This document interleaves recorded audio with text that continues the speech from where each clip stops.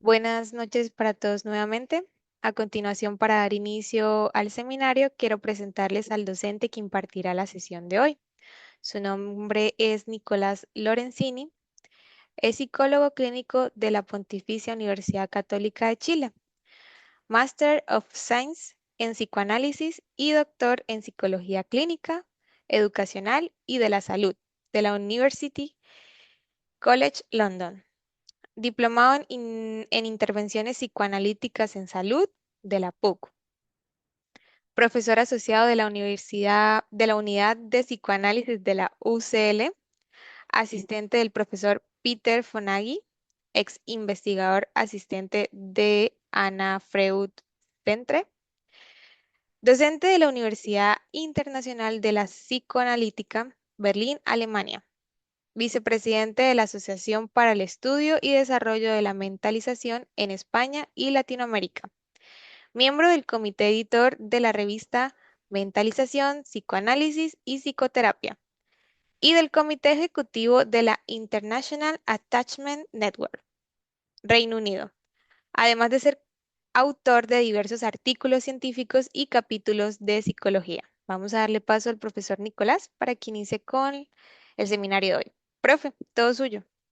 Muchas gracias, Enli, y muchas gracias a todas y todos que se han conectado hoy. ¿Se me escucha bien, supongo?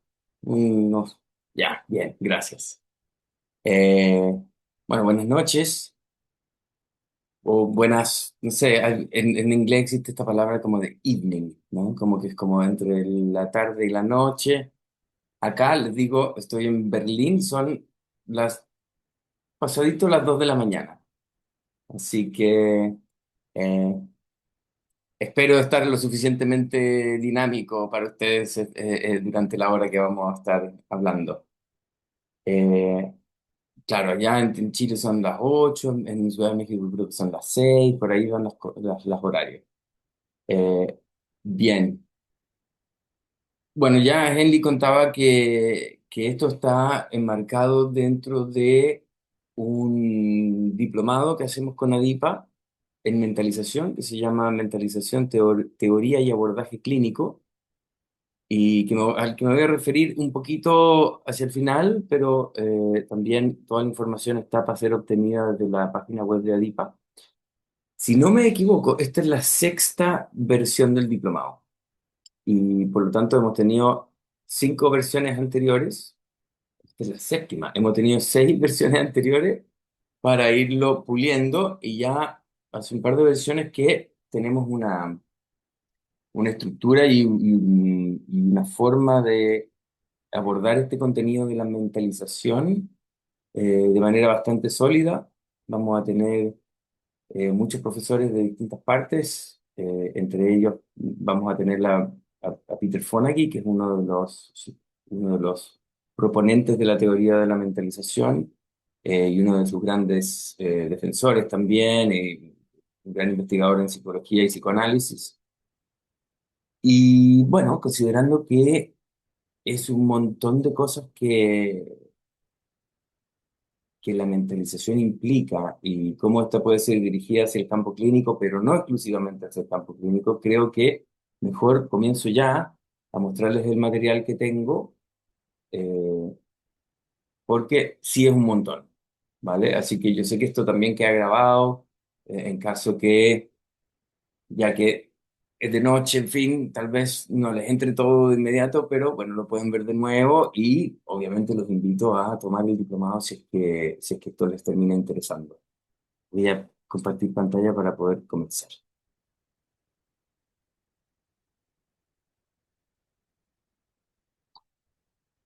¿Se ve, cierto? Bien, ya, perfecto. Perfecto, gracias.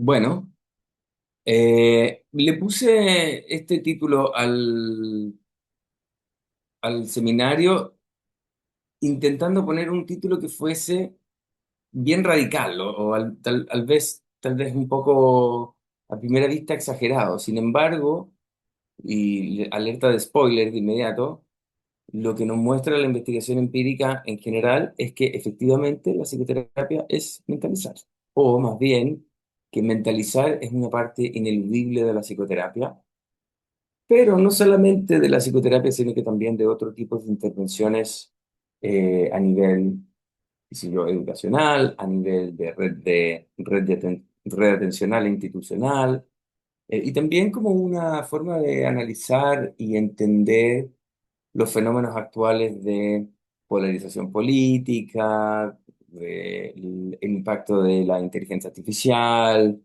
Es un concepto súper, súper amplio. Yo espero hablar de la clínica más que nada hoy y el diplomado efectivamente, como dice el nombre, el ejercicio clínico de la mentalización. Vamos a tirarnos siempre hacia lo clínico, sin embargo, obviamente hay que pasar por una serie de temas que tienen que ver con definiciones y sobre todo con la teoría del desarrollo de la mentalización, que es muy importante y además es la visión contemporánea que tenemos en general de la clínica, de la psicopatología y la clínica. La psicopatología ya no se entiende en el siglo XXI como como una cosa que sucede en algún momento y después deja de suceder, o hay una cura, etcétera, sino que la psicopatología en realidad se entiende como psicopatología del desarrollo. Hay algo que pasa durante la historia de las personas que en algún minuto terminan necesitando ayuda profesional o al menos se verían beneficiados por esta ayuda. Con respecto a hoy, eh, bueno, sabiendo que nuestro tiempo es valioso, eh, les agradezco que estén aquí. Es un montón de gente, por lo que puedo ver, ahí hay un numerito, son como de 264 personas conectadas, que me parece un súper número. Eh, ya saben, mi nombre es Nicolás, bueno, ahí dice abajito de de mi cara. Y bueno, soy psicólogo clínico, soy psicoanalista y también soy investigador y docente. Hago clínica en Berlín, pero además enseño en Berlín y hago investigación en Londres y en Chile también. Y me encanta esto de que Adipa se esté ampliando a distintos lugares de Latinoamérica porque me toca conocer gente de muchos otros lugares. Eh, bien, comencemos. Ah, me gustaría ser muy claro sobre lo que este seminario, lo que es esto y lo que no es esto. ¿Mm? Porque no es un resumen comprimido del diplomado, por ponerlo así, ¿no? Tampoco pretende, obviamente, reemplazarlo. El diplomado es mucho más largo que esta hora que vamos a estar juntos. Si es que podría definirlo de alguna forma, lo definiría como una introducción. Tal vez como una puerta de entrada para que puedan decidir con información real y ojalá de calidad, si este espacio de formación es lo que ustedes andan buscando, si es lo que ustedes creen que va a enriquecer el trabajo que ustedes hacen. Eh, Así que no puedo prometer que hoy se van a llevar las herramientas clínicas importantes dentro de esta teoría, sobre todo. Esas las vamos a construir en el diplomado con casos clínicos, con un montón de clases, un montón de horas de clase, casos clínicos, revisiones, formulaciones que serán supervisadas por mí y por Gustavo Lanza Castelli, que es el otro, mi codirector de este diplomado y lo venimos diseñando hace, como les decía, ya más de 7 años. Am, lo que sí me gustaría que se llevaran es una comprensión de por qué este marco conceptual de la mentalización, del mentalizar, eh, me parece, o nos parece a quienes lo enseñamos y a quienes lo practicamos, uno de los más potentes que existen hoy en salud mental. El título, como ya les decía, es una afirmación un tanto fuerte o provocadora, pero espero que al final de este seminario entiendan por qué no le pongo ningún matiz a este título, si bien resulta un tanto provocador. Am, Antes tal vez de entrar en materia, eh, quería contarles también a quién está pensado un poco este espacio. Si ustedes trabajan, por ejemplo, en la clínica individual o en equipos de salud mental o incluso en contextos comunitarios y educativos, o también sienten simplemente una genuina curiosidad por entender mejor ¿Por qué cambian las personas cuando la terapia funciona? Entonces, este seminario y por supuesto el diplomado es lo que hemos diseñado para responder a estas necesidades y a este tipo de trabajo. Ah, Mi idea es recorrer estas cuatro ideas centrales que aparecen en pantalla y hacia los últimos minutos les voy a contar un poquito más del diplomado también, eh, por si quisieran profundizar en todo esto con nosotros, conmigo y el equipo. Y al final vamos a responder algunas preguntas, etcétera, antes de este sorteo y todo eso, para el cual, por supuesto, les deseo a todos mucha suerte. Ojalá se lo ganen justamente tú. Eh, Bien. Estos son los cuatro hilos que vamos a seguir hoy y son los mismos objetivos que tiene este seminario cuando fue anunciado en las páginas de ADIPA, en las redes sociales, etcétera.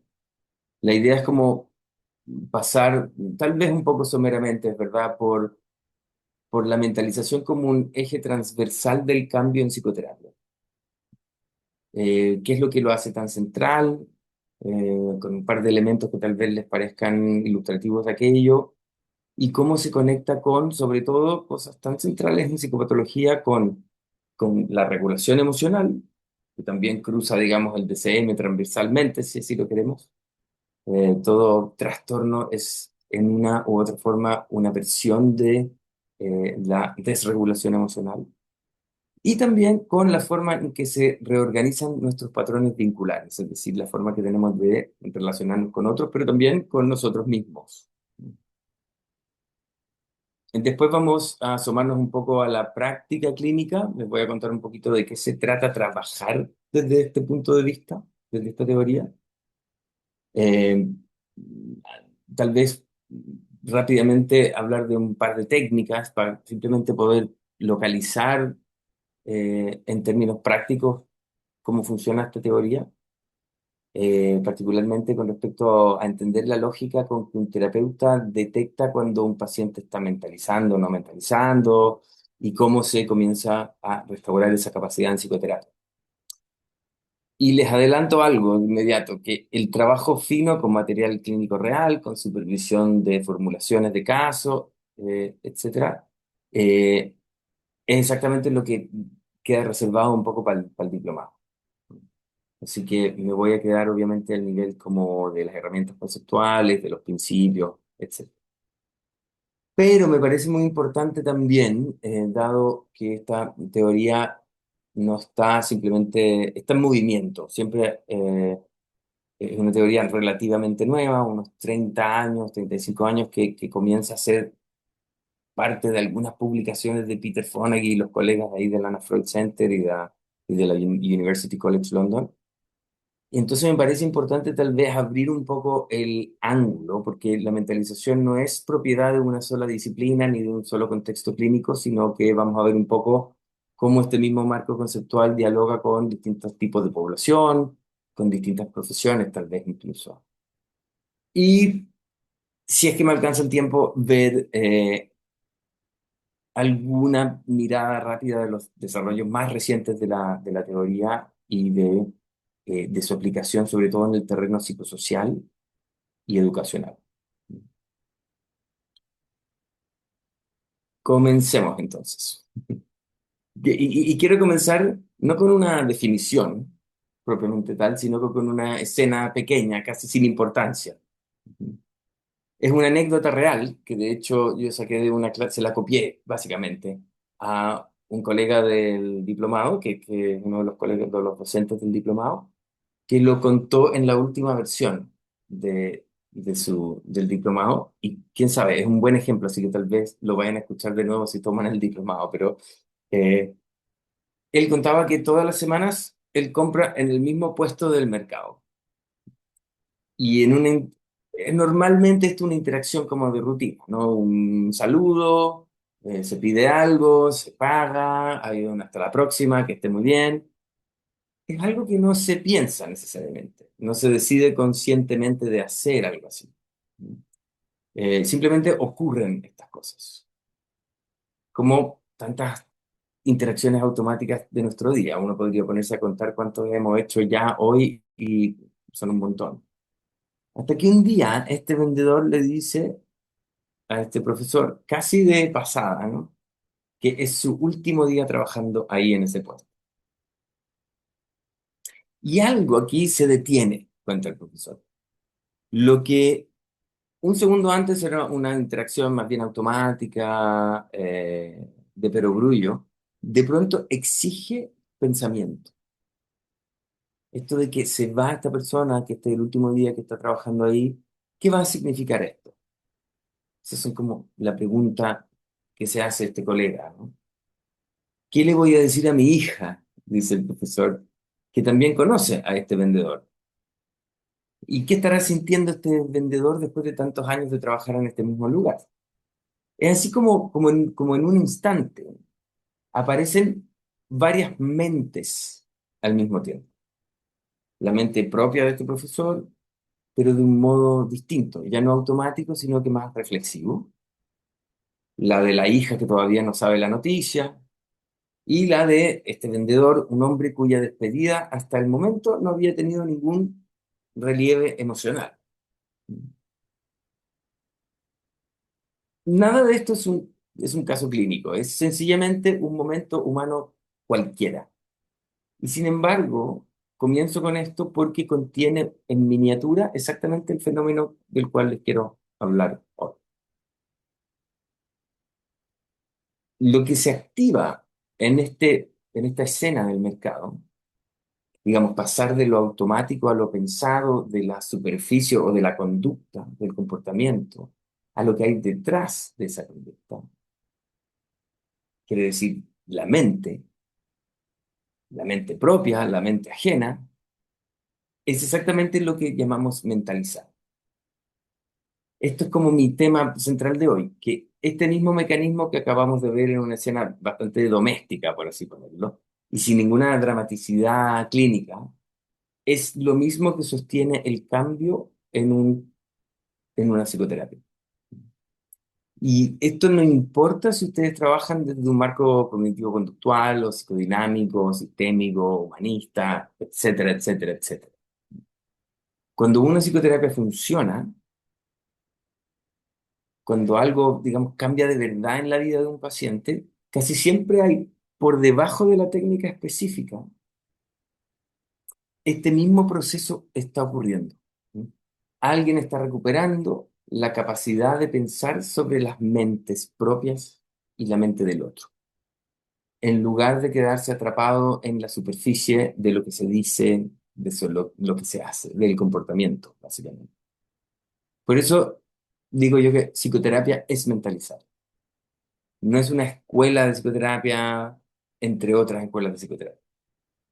Yo me atrevo de hecho a decir que es un denominador común. Y no solamente yo siendo atrevido, es, entre otras cosas, un hecho empírico, que la mentalización es un elemento transteórico, no solamente a la psicoterapia, sino que a la psicología en general.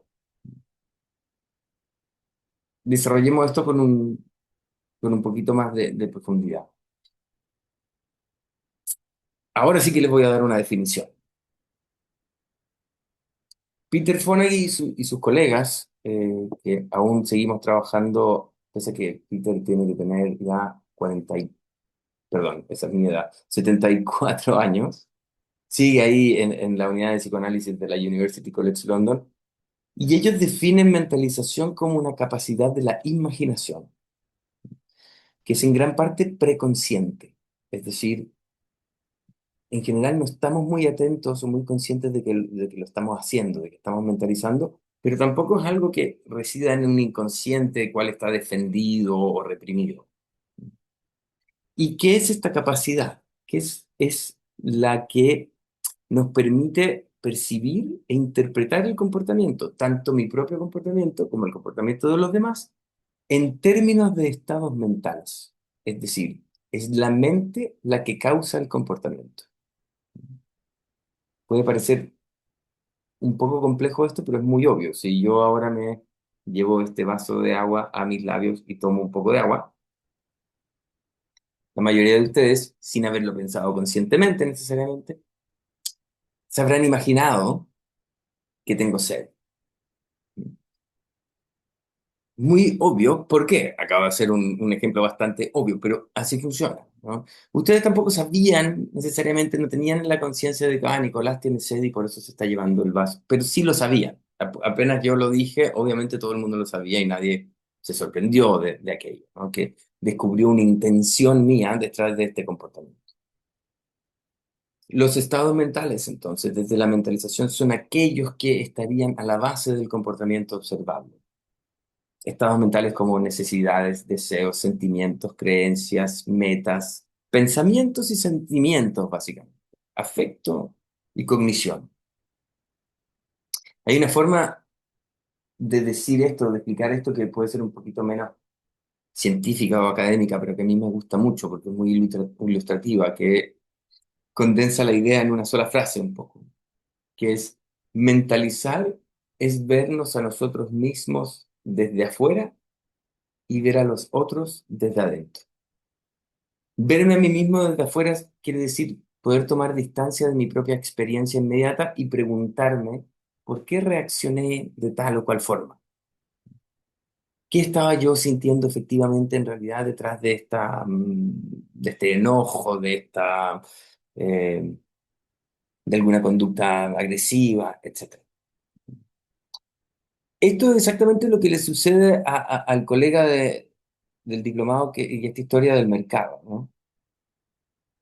Deja simplemente de estar en la experiencia y comienza a pensar sobre la experiencia. Por otro lado, ver al otro desde adentro quiere decir no quedarme solo con efectivamente la conducta observable, lo que el otro dice, lo que el otro hace, sino preguntarme genuinamente qué puede estar pasando en su mundo interno para que actúe de esa manera.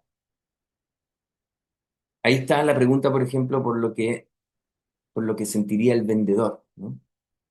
O por lo que sentiría esta hija que todavía no sabe la noticia de que el vendedor se va a ir de este puesto del mercado.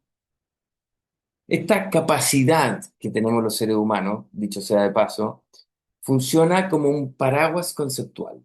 ¿Mm? Integra ideas que probablemente todos nosotros, todos ustedes ya conocen. Como, por ejemplo, no solamente conocen, que probablemente están familiarizados con estas ideas, como la empatía, el insight, la teoría de la mente. No reemplaza, sino que mentalización cubre todas esas ideas. Esto es algo que vamos a ver muy en detalle en el diplomado, porque se van a dar cuenta que la mentalización tampoco es nada tan nuevo, sino que simplemente tiene que ver con una forma de organizar el conocimiento de psicología que tenemos hasta ahora. Y que esa forma de organización resulta en la clínica muy efectiva. Hay algo que vamos a ver una y otra vez hoy y también durante el diplomado, digamos, que es mentalizar más que mentalización, mientras mentalización es un sustantivo, mentalizar es un verbo, entonces está hablando de una capacidad, de una actividad, es algo que la mente hace, ¿no?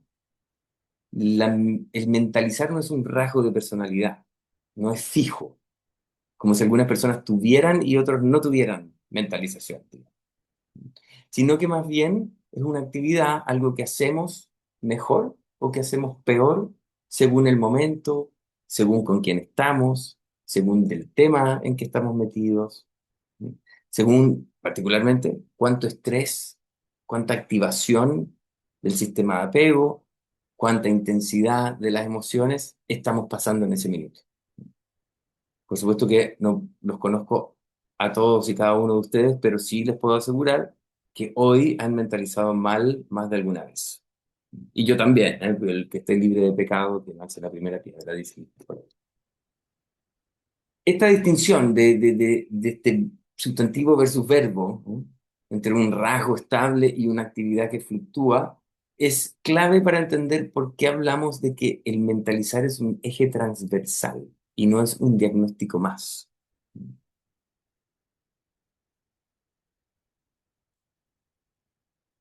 Como les decía, la idea de la mentalización, del mentalizar, no es nueva, de hecho tiene bastante historia. Y aquí se van a ustedes encontrar ya con conceptos que les van a ser familiares, pero yo que esta historia tiene raíces profundas, sobre todo en autores psicoanalíticos. Sin embargo, al ser transteórico, muchos conceptos de psicología cognitiva, humanista e incluso de Gestalt están presentes aquí también. Pero sus bases originarias son el psicoanálisis, por ejemplo, Donald Winnicott hablando del espejamiento, del mirroring en inglés, ¿no? Que es que el rostro de la madre funciona como un espejo para el bebé. Cuando un bebé mira a su cuidador, lo que ve idealmente no es la emoción de ese adulto, de esa madre, sino un reflejo levemente exagerado, tal vez marcado, dice Winnicott, del estado interno de ese bebé. Es decir, aquí lo que esta madre está haciendo es mentalizar a este bebé.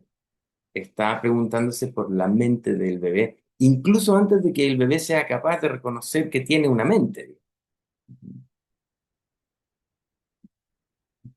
Wilfred Bion habla de algo muy similar.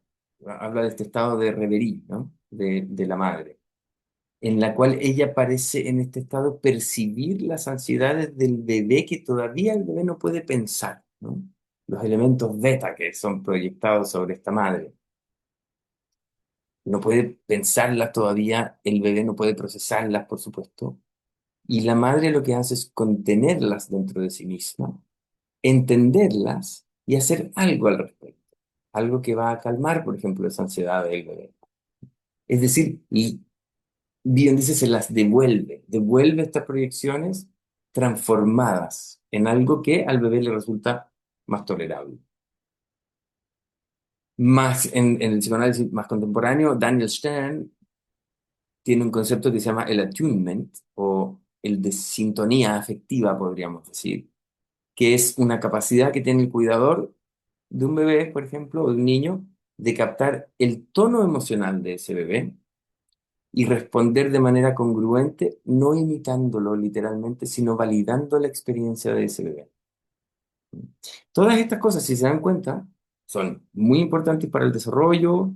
Eh, Antes de la teoría de la mentalización ya sabíamos que estas cosas eran importantes, digamos. Eh, pero en el caso de la mentalización, lo que hacemos es ordenar esto de tal manera en que resulta clínicamente muy, muy útil. Y también resulta diagnósticamente muy útil. Podríamos decir, bueno, y no es que lo diga yo, lo dice Peter Fonagy, mentalización es la idea menos novedosa que ustedes se puedan imaginar. Sin embargo, esa forma de organizar es lo novedoso. Está muy apegado, o sea, mala palabra, está muy relacionado al apego, a la teoría del apego, porque todas estas cosas que le hablé de Daniel Stern, de Bion, de Winnicott, están conectados con esta idea de hay una madre que no solamente está ahí o hace algo o calma ansiedades, sino que tiene que pasar por un momento de imaginarse la mente del bebé para poder responder a ella.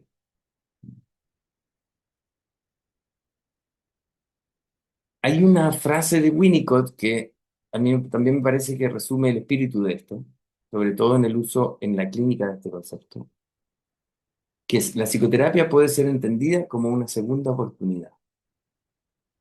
¿Una segunda oportunidad de qué? Precisamente para desarrollar aquello que no pudo desarrollarse del todo la primera vez. Y uno de esos desarrollos es la capacidad de mentalizar.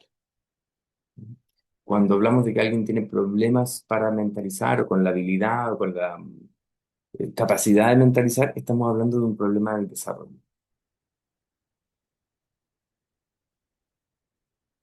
Quiero detenerme aquí un momento en esta diapositiva porque es probablemente una de las ideas más importantes de la investigación en psicoterapia contemporánea, que es que en los últimos años, y es algo que se ha ido replicando y replicando desde el 2018 en adelante, la investigación en psicología ha encontrado algo muy llamativo, que cuando uno analiza estadísticamente cómo covarían todos los distintos diagnósticos del DSM, por ejemplo, y a su vez todos los distintos síntomas que cada diagnóstico incluye. Estoy hablando aquí de cosas de ansiedad, depresión, trastorno de personalidad, cuadros psicóticos, etcétera. Aparece estadísticamente un factor general transversal a todo diagnóstico.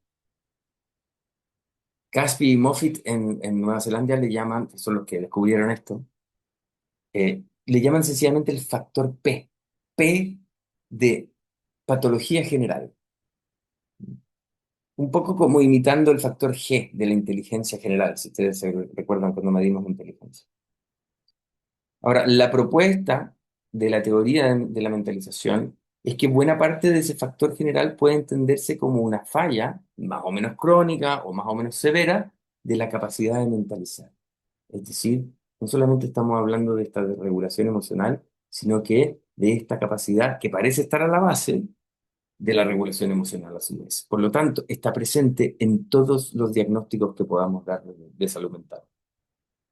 Esto implica un matiz clínico que me gustaría que si se llevan algo de este seminario sea tal vez esta idea, que mentalizar no es una capacidad del todo o nada, porque todos, absolutamente todos nosotros, dejamos de mentalizar si hay un estrés, una activación emocional que supera un cierto umbral, y ahí todos mentalizamos mal.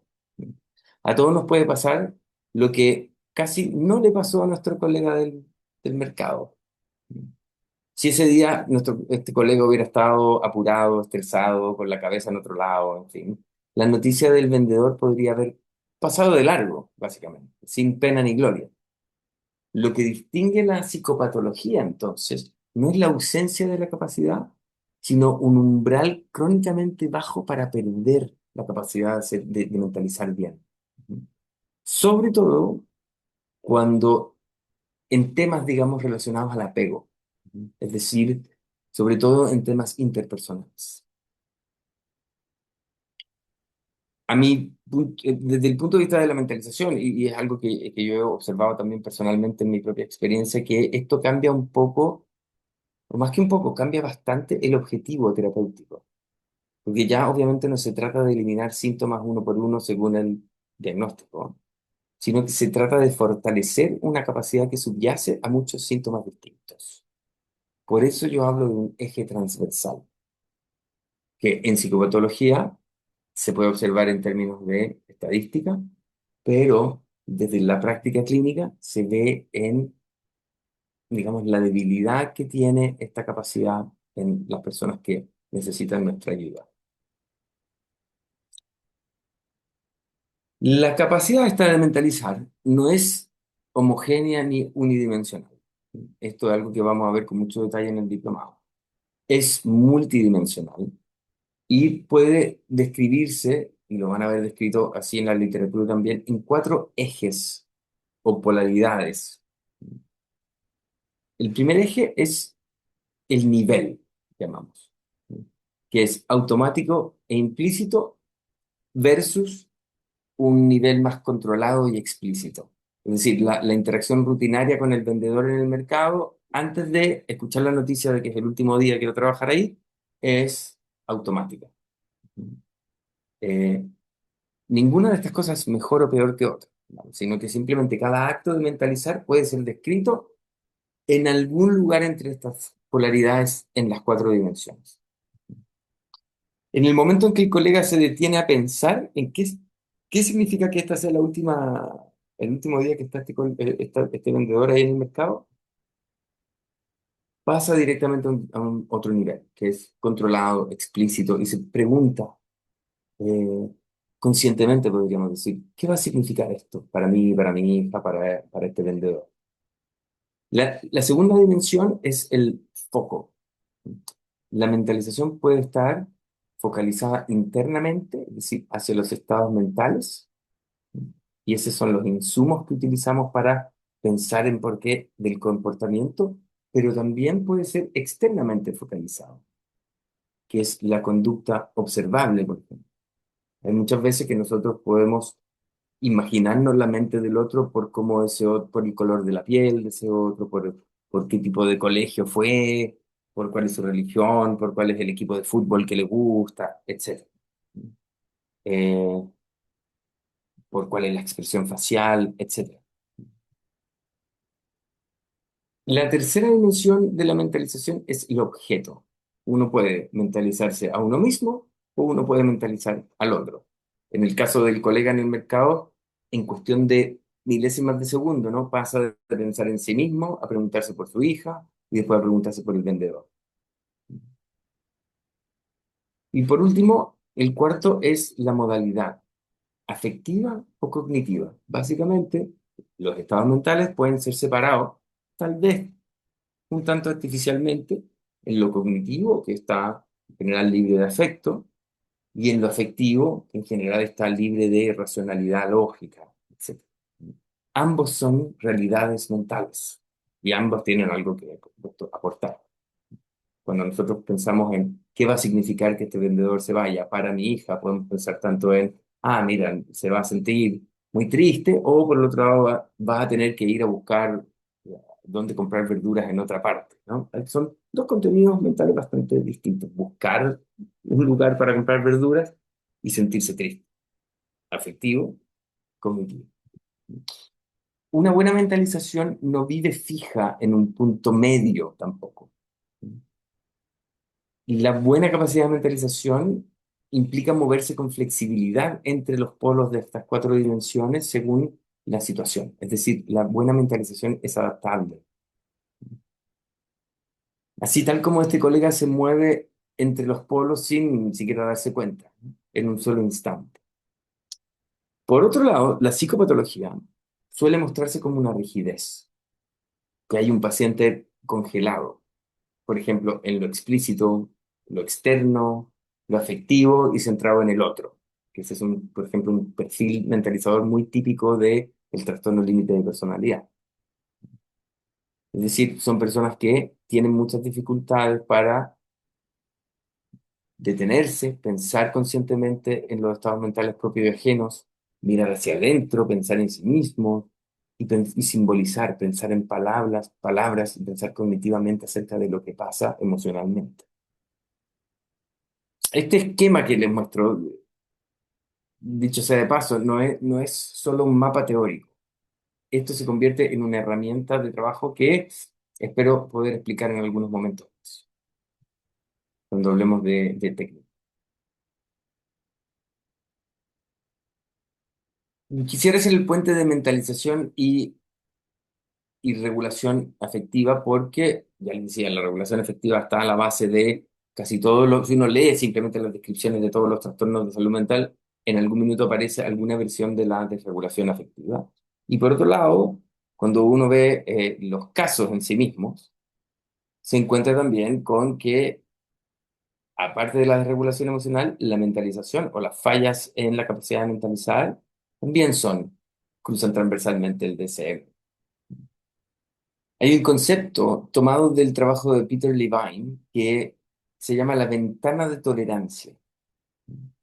Es decir, todas las personas tenemos, cada uno una distinta, un rango óptimo de activación emocional y fisiológica, dentro del cual las personas podemos al mismo tiempo sentir, pensar y además pensar sobre lo que se siente, sobre lo que uno está sintiendo. Cuando la activación emocional pasa por sobre esa ventana, los pacientes o las personas en general entran en hiperactivación. Y ahí vemos cosas como rabia, ansiedad, reacciones explosivas, poca paciencia, etc. Por otro lado, si la activación está muy baja, esta hipoactivación, lo que observamos es un paciente que se retrae, se aplana y se paraliza. Pero en ambos casos ocurre lo mismo a nivel de la mentalización. Se pierde la capacidad de hacerlo bien. La mentalización es frágil dependiendo de la activación emocional. ¿Y qué es lo que pasa cuando dejamos de mentalizar bien? Lo que sucede es que comenzamos a mentalizar de una manera más bien primitiva, es decir, lo que llamamos modos prementalizadores, que vamos a ver en un minuto. La idea un poco de todas las psicoterapias es ampliar esa ventana, ese umbral de activación, para que las capacidades mentales, entre ellas la mentalización, sean robustas a la activación emocional, a la intensidad emocional.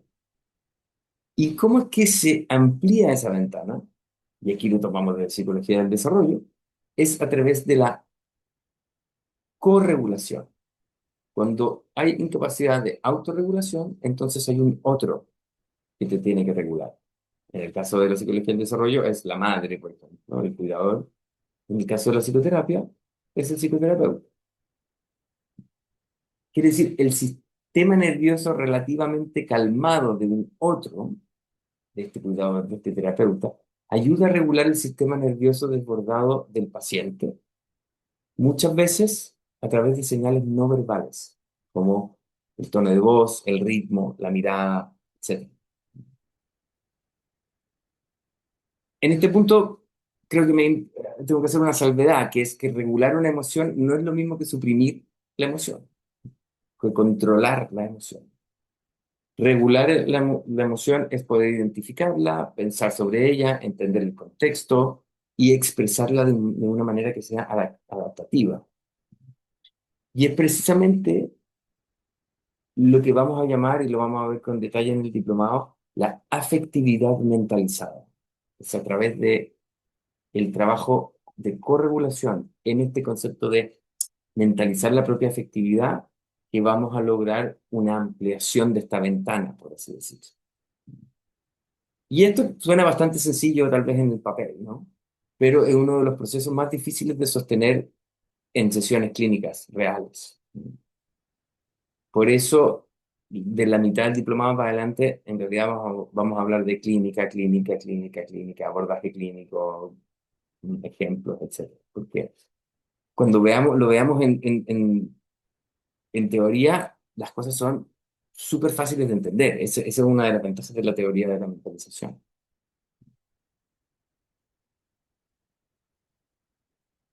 Por otro lado, la mentalización está muy importantemente relacionada con la reestructuración de patrones vinculares o de estilos de apego, si uno quiere. Y se hace a través de otro concepto que yo les invito a que lo googleen, pero si van a tomar el diplomado lo van a aprender también con más detalle, que es la confianza epistémica, que es la apertura que tenemos todos, todas las personas, a recibir conocimiento, sobre todo conocimiento de realidades culturales y sociales de otra persona, y considerar ese conocimiento como genuino, como confiable y personalmente relevante. Es este tipo de conocimiento, aunque este conocimiento puede ser, por ejemplo, una habilidad, que solamente se aprende y se hace en ella si uno logra trabajar con este concepto de confianza epistémica. ¿Cómo activar esto en terapia?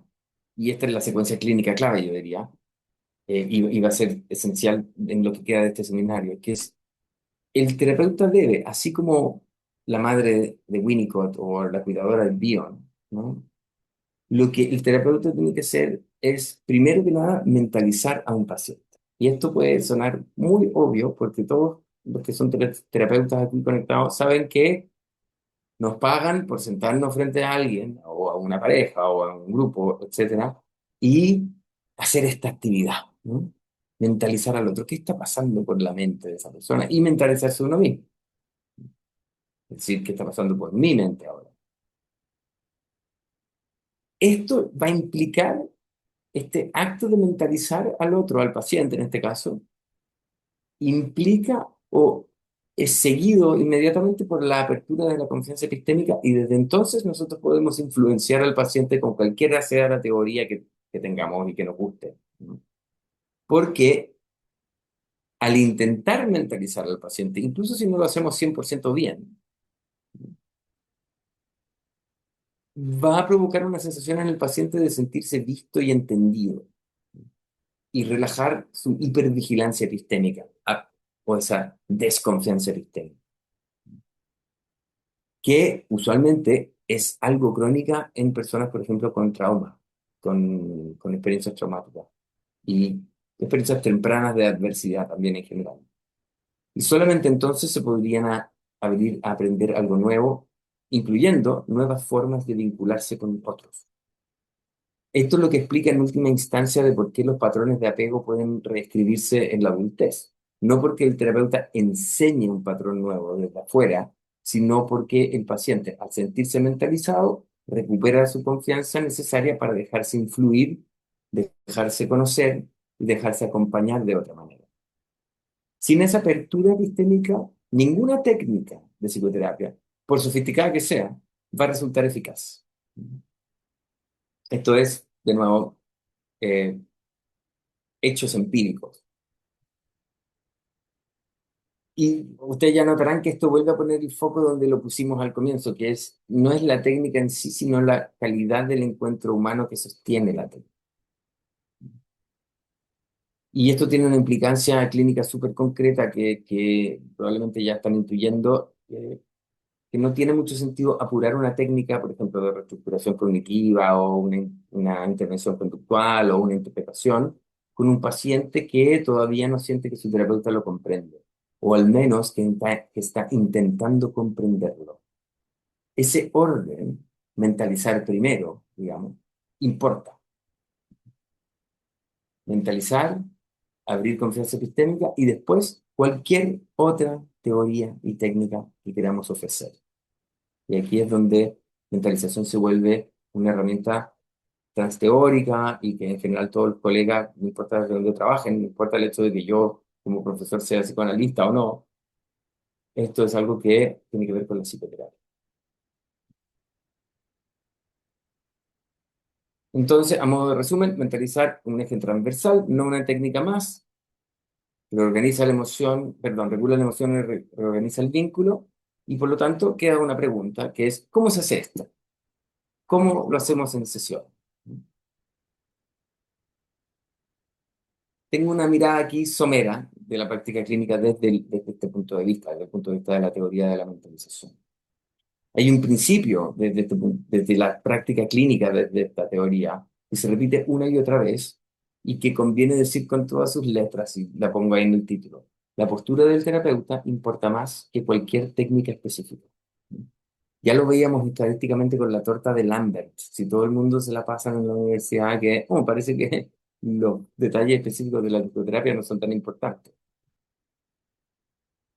La postura, desde el punto de vista del terapeuta de la mentalización, se llama la postura del no saber o el not knowing stance. La pueden encontrar también así en la literatura. El terapeuta asume con humildad genuina que no puede conocer la mente del paciente mejor que el propio paciente. Se acerca a la experiencia de ese paciente con entonces un auténtico interés, pero tentativamente, usando frases como me pregunto si, o se me ocurre pensar qué, agregando también lenguaje de estado mental, modelando un poco esta idea de la mente parece ser importante aquí, tenemos que imaginar. Estas frases invitan a explorar juntos, en lugar de imponer una verdad elaborada por parte del terapeuta, como a veces sucede, por ejemplo, con las interpretaciones del psicoanálisis. Si el paciente te dice, si el paciente te dice, no, esa no es la interpretación, eso no es correcto, el psicoanalista más clásico tiende a decir, está resistiendo, hay una resistencia aquí. Entonces, hay una verdad ya en el psicoanalista. Aquí, en general, somos terapeutas que estamos muy abiertos a los propios errores, a la reparación, etcétera. Porque el objetivo no es dar en el clavo, sino que ayudar al paciente a hacer con nosotros, a poner en marcha esta capacidad, que es la capacidad de mentalizar. Le pedimos una y otra vez, directa e indirectamente, que intente imaginarse la mente como una causa del comportamiento. Que el paciente explore, que conecte y que al final encuentre sentido a su propia experiencia y a su experiencia relacional también. Y obviamente esto se amplía y tiene que ser ampliado al propio terapeuta. El propio terapeuta debe monitorear su propia capacidad de mentalizar durante la sesión. Reconocer cuando uno mismo deja de mentalizar. Por ejemplo, de estar irritado, aburrido, desconcentrado, etc. Ese ejercicio de ir a darse cuenta que uno se está sintiendo así es ya un acto de mentalización. un poco en terapia, y lo enseñamos así cuando entrenamos terapeutas de mentalización, es como la mascarilla de oxígeno del avión. Primero se la pone uno y después se la pone el paciente. Y muchos pacientes que tienen problemas para mentalizar son pacientes que exigen mucho contratransferencialmente. Y esto no es exclusivo a las terapias basadas en la mentalización. Lo que la ciencia empírica demuestra es que los terapeutas de cualquier orientación que son genuinamente efectivos suelen sostener, aunque le pongan otro nombre, digamos, una actitud muy parecida, una humildad frente a la experiencia del otro, una curiosidad por lo que todavía no se entiende. Lo que hace la mentalización es organizar esto con más precisión y construir alrededor de esta experiencia un mapa conceptual y un andamiaje técnico que es muy coherente y yo diría fácil de aprender.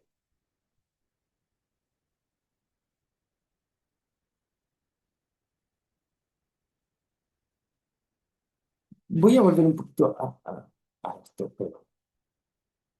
porque antes de llegar a la mentalización madura, y con esto nos vamos a enfrentar cuando hablemos de psicopatología, todos atravesamos en el desarrollo infantil formas más primitivas de relacionarnos con la realidad tanto psíquica como con la realidad externa.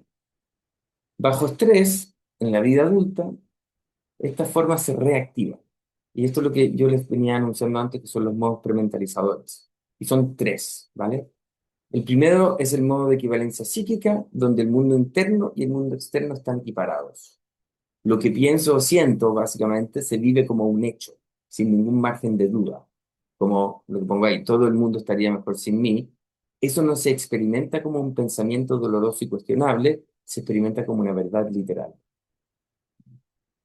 En este modo no hay espacio para perspectivas alternativas. Y este mecanismo está a la base de fenómenos clínicos serios, tipo el delirio psicótico, la certeza depresiva, por ejemplo, de que la vida no vale la pena, algunos intentos de suicidio pasan por momentos así. Porque cuando un paciente está en este modo, la que hay en la mente es la verdad. Mientras que sabemos que las mentes en realidad no son accesibles, son opacas, ni siquiera la propia es accesible. De ahí que existan cosas como el psicoanálisis, o de hecho como la psicología en general. Esto que nos estemos preguntando, bueno, ¿qué es lo que hay en la cabeza de la gente? Si pudiéramos acceder directamente a eso, no existiría la ciencia de la psicología. Ahora, cuando un paciente está en este modo, discutir hechos, tratar de convencerlo racionalmente de que las cosas no son así, imagínense un delirio, por ejemplo, no funciona, por supuesto. Y en la mayoría de las veces empeora las cosas. Reconocer este modo en tiempo real sin caer en la tentación de argumentar es una de las habilidades que vamos a insistir y a insistir, a insistir en el diplomado porque es bastante difícil. Ustedes podrían pensar incluso en la propia experiencia clínica que ustedes tienen, cuántas veces han intentado razonar con un paciente que no puede razonar. Tal vez porque estaba en este estado. No, es que usted sigue defendiendo a mi mujer. Cuando en realidad uno no está haciendo eso, sino que está diciendo, bueno, es que su mujer puede haber tenido distintas razones para hacer lo que hizo, etcétera, etcétera. Los otros dos son el modo teleológico y el modo simulado. El teleológico es una especie de inversión de la mentalización.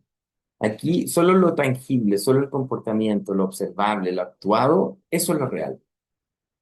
Las intenciones, los sentimientos, si no se traducen en un acto concreto, sencillamente no existen. Se parece un poco a B.F. Skinner y a la gente del conductismo, ¿no? La mente no existe, lo único que existe es el comportamiento. Y esto aparece en frases en terapia típico. Si de verdad te importara mi caso, entonces harías tal cosa. Me firmarías un documento, le enviarías una carta al juez, y me darías sesiones fuera de tu hora de trabajo, invitarías a que mi mujer se siente aquí en la sesión y tú le expliques todo lo que me está pasando, etc. Y si no, no importa el terapeuta. Las intenciones del terapeuta no existen. Y el tercer modo, que es el modo simulado, es en inglés el pretend mode y tiene varias traducciones en español. El simulado, el modo hacer de cuenta, el modo como si. Es donde el mundo interno y externo están completamente desacoplados. Ambos existen, pero no hay ninguna conexión entre los dos. Los pacientes de aquí, por ejemplo, ¿cómo se demuestra? En que hablan largo y tendido, usan vocabulario de psicología, de libros de psicología, hablan de sus emociones, hablan de sus conflictos y sin embargo nada de eso está conectado afectivamente ni genera cambios reales en la vida del paciente. Son sesiones que suenan productivas pero que no producen. Y vamos a insistir muchísimo en esto, en el diplomado. Tiene que ser a modo de ver de las personas que trabajamos desde ese punto de vista. El modo simulado es el más difícil de trabajar. Es particularmente engañoso, porque a primera vista parece que el paciente está mentalizando bien, que está haciendo conexiones, que está produciendo básicamente. Pero los terapeutas con la práctica, desde este punto de vista, aprendemos a reconocer una señal muy concreta, que es el aburrimiento o la sensación de irrealidad que el terapeuta comienza a sentir mientras escucha este discurso. Distinguir entre estos tres modos, no solamente a nivel teórico, sino que a nivel práctico también, es parte importante del diplomado. Ahora, concretamente, ¿cómo se hace? ¿Cómo detectarlo en tiempo real? Y se los adelanto un poquito. Hay algunas señales bastante reconocibles en el discurso. La certeza absoluta sobre los pensamientos o sentimientos del otro, por ejemplo. Sin ningún quizás, tal vez, sin ningún sentido de duda o de curiosidad. O el uso de detalle excesivo sobre hechos, sin ninguna referencia a lo que se siente o lo que se piensa con respecto a esos hechos. O el foco puesto simplemente en los factores externos, ya les decía, el color de la piel, el colegio, el equipo de fútbol, etcétera. Pero también las instituciones, las reglas, la culpa del otro, usualmente, ¿no? Con una negación implícita de la propia participación que alguien puede tener en un problema, ya sea sintomático o interpersonal. Y tal vez les estoy adelantando mucho y deberían tomar el diplomado para aprender esto, pero se los voy a dar de todas maneras, que es la señal tal vez más fiable de todas, y que paradójicamente no está en el paciente, sino que en el terapeuta. Esto que uno siente mientras escucha. Si de pronto se encuentran aburridos, irritados, con la sensación de estar como dando vueltas en un loop, en un bucle improductivo, es muy probable que estén frente a una ruptura de la mentalización propia o del paciente. Y esa señal interna es una de las herramientas clínicas más importantes a desarrollar. Vamos a insistir e insistir e insistir. Esto exige tal vez de manera un poco tradicional que en lugar de tratar nuestra propia reacción emocional como un ruido que hay que dejar de lado para poder trabajar objetivamente, la tratamos como una información muy importante clínicamente de primer orden. Este aburrimiento, irritación, confusión, etcétera, son datos sobre lo que está pasando ahora mismo, en el ahora, aquí y a la hora de la sesión, en el campo relacional. Tanto más que cualquier cosa que se pueda estar diciendo. Es decir, desde el punto de vista de la mentalización, nos metemos con el funcionamiento mental. Y vuelvo a esta idea de simplemente el verbo versus el sustantivo.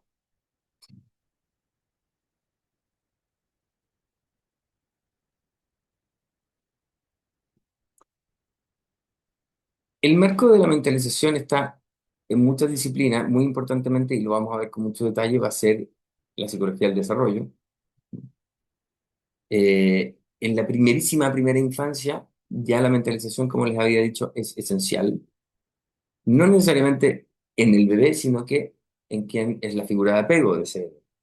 Hablaremos, ya hay clases de la función reflexiva parental, que es la capacidad de un padre o madre de tener en mente la mente de su hijo o hija, ¿no? De leer sus señales, de dar sentido en términos de pensamientos, sentimientos, deseos, estados mentales en general. Y lo que a mí me parece particularmente interesante en cuanto a hallazgo empírico conectado con esto es que la investigación muestra que la capacidad reflexiva del cuidador, es decir, la capacidad de mentalizar de la figura de apego del adulto, predice el apego seguro del bebé mucho más que el propio estilo seguro de ese cuidador. Dicho de otro modo, un padre o una madre con una historia de apego insegura incluso, pero con una buena función reflexiva, con una buena mentalización, puede perfectamente criar a un hijo que va a tener apego seguro. Es- Esto también va a estar a la base de cosas como la transmisión intergeneracional del apego, la transmisión intergeneracional de la violencia, del trauma, esas cosas que parecen repetirse casi como que tuvieron una cosa media genética, van a ver que la mentalización es, de hecho, ese punto conector, donde estas cosas que parecen ser hereditarias en psicología vuelven y vuelven a aparecer.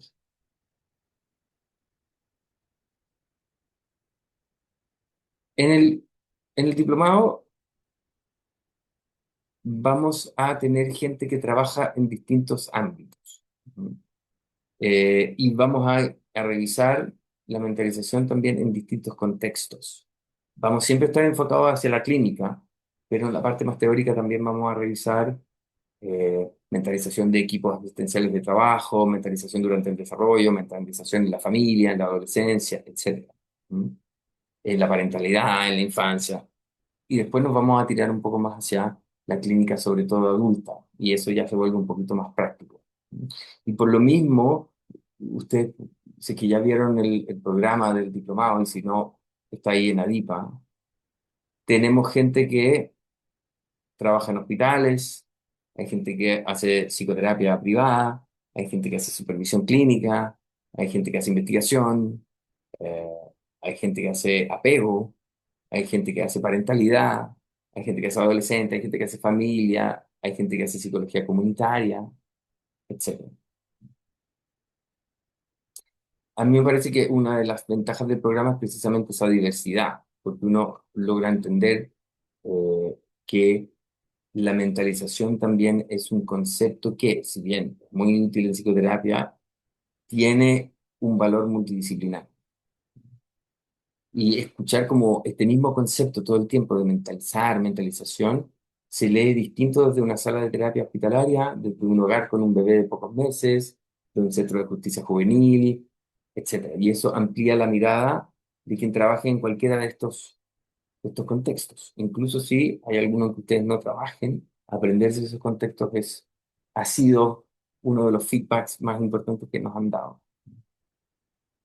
Eh, la gente en general sigue estando en contacto, se produce una comunidad clínica real, y intentamos dar un espacio donde seguir consultando y pensando casos junto a colegas, mucho después de que termine la última clase.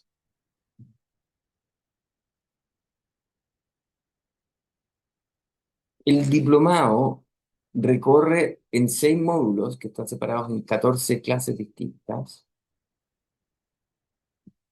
cosas que hoy solamente pude esbozar y tal vez demasiado lentamente porque me hubiese gustado poder decir más cosas, la verdad. Pero se estructura empezando por los fundamentos, teoría del apego, desarrollo de la mentalización, función reflexiva parental, y vamos avanzando hacia la clínica propiamente dicha, psicopatología entendida desde este marco, la psicoterapia, entendida desde este marco, la psicoterapia en general, digamos, pero también psicoterapias específicas basadas en la mentalización, como el MBT, la Mentalization Based Treatment, o tratamiento basado en mentalización. Vamos a tener análisis extensos de casos clínicos, vamos a tener mucho material audiovisual, sobre todo yo, me gusta mucho usar eso, sesiones reales y un tipo de trabajo minucioso que hay gente que un poco se ofende y se aburre cuando yo veo videos de sesiones con ustedes porque yo los voy deteniendo en microinteracciones y voy pausando el video cada 2 segundos, etcétera. Pero al final, pese a toda la frustración de no poder ver el video de un solo de corrido, digamos, esa también ha sido un gran feedback que me han dado después, como director del diplomado. Esa cosa de por escuchar, por ejemplo, a Anthony Bateman haciendo terapia, ir parándola todo el tiempo y ver cómo él se mueve, cuáles son las palabras que ocupa, etcétera. Ya desde el otro día, me han dicho algunos colegas, la forma en que escuchan a sus pacientes también ha cambiado. Vamos a trabajar también en diagnóstico y evaluación de esta capacidad. Vamos a aprender a hacer un test, como una entrevista que se llama el MEMSI, que es un método para evaluar mentalización en el contexto interpersonal de psicoterapia, y cuestionarios más pequeños como el PRFQ, que es uno que mide la función reflexiva parental o la mentalización parental. Vamos a recorrer distintos contextos: adolescencia, trabajo familiar, apego, trauma, contextos sociales, etc. Ahora, no quiero que esto parezca que estoy hablando de 6 módulos que están desconectados entre sí. Una de las cosas que sí hemos desarrollado es que cada clase dialogue con las demás, evitando repetir demasiado, y construyendo clase a clase un mapa cada vez más completo de esta capacidad y de cómo podemos utilizar estos conocimientos ya desde el siguiente día en el trabajo clínico. No es una formación en terapia basada en la mentalización, pero sí es una formación en el uso de la mentalización en el contexto clínico. Y con contexto clínico me refiero a casi cualquier contexto clínico. Vamos a realmente exprimir esta idea de la mentalización como un constructo transteórico. Bien, tal vez a modo de venta también, yo creo que se dieron cuenta cuando yo ya pasé a intentar promocionar esto, ¿no? Eh, es, es importante, yo creo, aprender de mentalización porque no es un campo de conocimiento cerrado, como les decía yo, está en constante movimiento. No es algo que haya que memorizar, como, no sé, la lista de mecanismos de defensa de Anna Freud. Eh, es un marco que continúa creciendo y que lo que nos ha pasado es que muchas veces al tener este marco teórico y saber cómo usarlo en la clínica, etcétera, hay colegas nuestros que han tomado el diplomado en años anteriores y que ellos mismos avanzan algo de teoría, ellos mismos inventan algo de teoría o una forma de intervenir con sus pacientes que es novedosa, etcétera, pero que se basa en esta flexibilidad ordenada que da el concepto de mentalización dentro de, sobre todo, el contexto clínico adulto. Así que no es como aprender una técnica, ¿vale? Eh, y aquí puede que muchos se me vayan, se les acabe el interés, ¿no? Porque a veces lo que queremos los psicoterapeutas es, pues díganme qué hacer un poco, sobre todo con los pacientes más complejos, como qué hago, qué hago. Entonces ojalá que hubiera algo así como paso uno, haga lo siguiente, paso dos, haga otra cosa. Ya tengo que decirle, bueno, la gente que no le interesa, bueno, la perdí nada más, pero no es aprender una técnica más para agregar a un arsenal de técnicas, sino que es una manera de pensar en la práctica clínica que va probablemente a ahorrar años de ensayo y error y que les va a dar obviamente un lenguaje común con otros colegas de distintas disciplinas, de distintos países y que es algo, yo creo, cada vez más valioso en un campo que se mueve muy rápido como el nuestro. Quiero dejarlo hasta aquí hoy, espero no haberlos aburrido demasiado, espero de hecho haberlos interesado o al menos haberlos dejado con intriga, ¿no? Con preguntas. Y por lo mismo podemos tomarnos unos minutitos para contestar preguntas también. Eh, Listo. Como profe, el profe dijo, ay, aquí está. Como el profe mencionó, vamos a abrir la Perdón, ¿te puedo ronda. interrumpir? Te interrumpo un segundo. Alguien que pregunta en el chat, Francisca Román pregunta, ¿va a estar Peter Fonagy dando clases?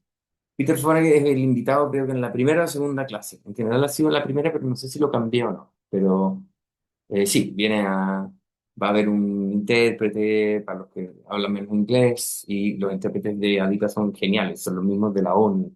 Cada vez que hablo con la gente de ADIPA me dice, tenemos los mismos intérpretes de la ONU, así que está bien, está muy buena. Yo cambio de un lenguaje a otro y efectivamente están muy buenas las producciones. Así que vamos a poder observar a Peter, que es un tipo muy encantador haciendo clases también. Se le entiende increíble. Perdón, ahora continúa, perdona por la interrupción. Listo. Bueno, vamos a abrir la ronda de preguntas. Ahora sí. Quien quiera realizarle una consulta al profesor puede levantar la manito, le abriremos el micrófono y podrán hacer la consulta directamente. Si no, pues responderemos algunas preguntas que vi acá en el chat. Mira, aquí tengo una de Mario Briones, psicólogo desde la Patagonia chilena. Bueno, un saludo grande, espero que no esté todo inundado y súper difícil. Acá estamos en una ola de calor, así que estamos como lo contrario. La pregunta la leo al grupo. Dice, ¿qué opinión tengo yo sobre el uso de juegos como el Dixit o otros juegos de mesa como herramientas de psicoterapia con adolescentes? ¿Existe alguno que recomiende especialmente para favorecer procesos de mentalización? El Dixit es un excelente juego para favorecer, es lo que precisamente, no sé si ustedes lo conocen todos el Dixit, pero es un juego en el que una persona propone una imagen, no sabemos qué imagen ha propuesto esa persona, y el resto de las personas tienen que proponer una imagen propia para lograr que el resto de los participantes elijan tu imagen y no la imagen de a quien le tocaba poner la imagen primero. Entonces lo que hay ahí es un trabajo de teoría de la mente, básicamente, que tiene que ver con cómo yo voy a engañar a los demás para que ellos piensen que yo estaba pensando, que ellos piensan que yo estaba pensando, que ellos piensan que... Y hay una serie de recursividad. Eso precisamente es un excelente ejemplo de cómo funciona la mentalización y puede ser una buena intervención para adolescentes, sobre todo por el carácter lúdico, ¿no?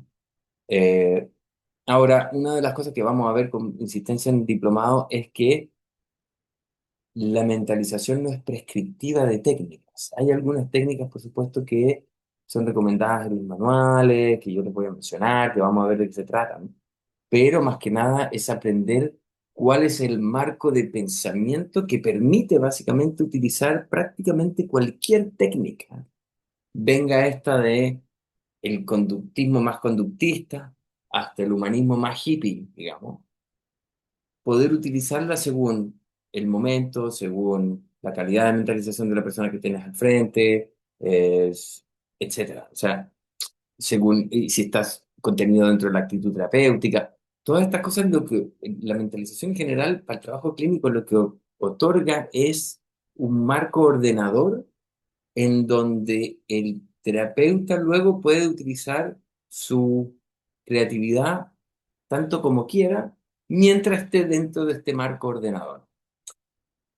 Les voy a dar este ejemplo más largamente cuando estemos en el diplomado, pero Peter Fonagy, por ejemplo, cuando yo lo conocí, yo me puse a trabajar en el Anna Freud Center, tenía un paciente adolescente que iba al Anna Freud, estaba esperaba siempre en la sala de espera, y salía Fonagy a buscarlo, pero no para llevárselo a la oficina, sino que Fonagy salía con una pelota de fútbol bajo el brazo y se iban a una cancha de fútbol que hay al frente del Anna Freud Center, cruzando la calle.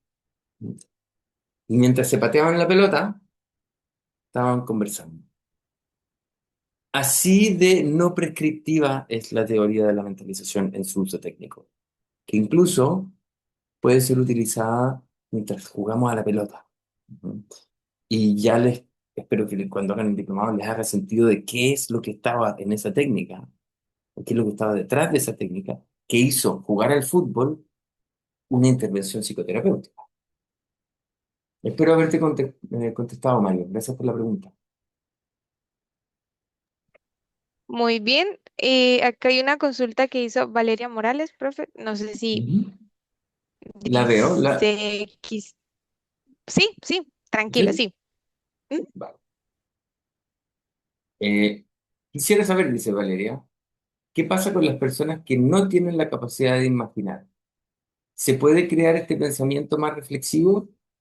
Una de las cosas que nos empezamos a dar cuenta es que no existen personas que no sean capaces de imaginar. Sin embargo, las capacidades de imaginar son tan disímiles entre distintas personas que parte del esfuerzo mentalizador por parte del terapeuta es ver cómo las personas imaginan las cosas. Pero siempre existe la capacidad de imaginar. Y los seres humanos tenemos esa capacidad de una manera prácticamente automática. Incluso si pareciese ser muy concreta, el pensamiento concreto puede ser muy imaginativo. Lo que pasa es que no es abstracto, pero es imaginativo. Eh, Tal vez desde otros puntos de vista en la psicología uno pueda decir esta frase, ¿no? Personas sin capacidad de imaginar. Desde el punto de vista de mentalización, esa frase es imposible porque al decir personas, ya estamos pensando en imaginación.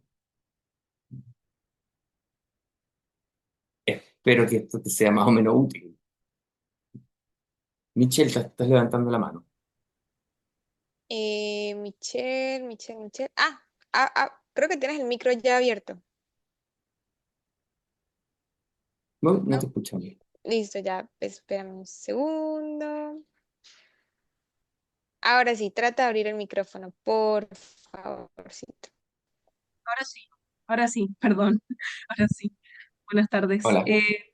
Bueno, soy estudiante de psicología en Santiago Ujú. y mi pregunta es si esta técnica es útil para niños, para aplicarla en niños, Sí, sí. Hay porque sé que una, como que el juego es mejor para interpretar sus emociones, sus pensamientos. sí, hay una, por ejemplo, cuando hablamos del MBT, que es la forma más pura de manualización de la teoría de la mentalización, este tratamiento basado en mentalización es para adultos con problemas de regulación emocional, etcétera. Pero después este MBT tiene un montón de variaciones, que es MBT guión alguna otra letra, y Mm, está el MBT-C, que es como children. Y dado que estaba en Santiago, muchas veces la Universidad Católica y el MIDAP, como parte de la escuela, se traen a los instructores del MBT para niños a Santiago. Eh, bien, cada 2 años creo que hacen algo así, y está ahí la formación. Eh, pero también está el MBT-F de familia, está el MBT-ED o Eating Disorder, está el MBT-TF o Trauma Focused, focalizado en el trauma para gente con traumas complejos, etcétera. Ujú. Así que sí, para niños, para adolescentes, para adultos mayores, etcétera. perfecto. Muchas gracias. Bueno, creo que ya hemos culminado el tiempo de la ronda de preguntas. Sé que muchos tenemos consultas que hacerle al profesor Nicolás, sé que algunos nos quedamos con ganas de algunas respuestas, pero quiero mencionarles que esto es un abrebocas. La idea es que se inscriban al programa, chicos. Les recuerdo que va a ser el día sábado 22 de agosto. La modalidad es virtual.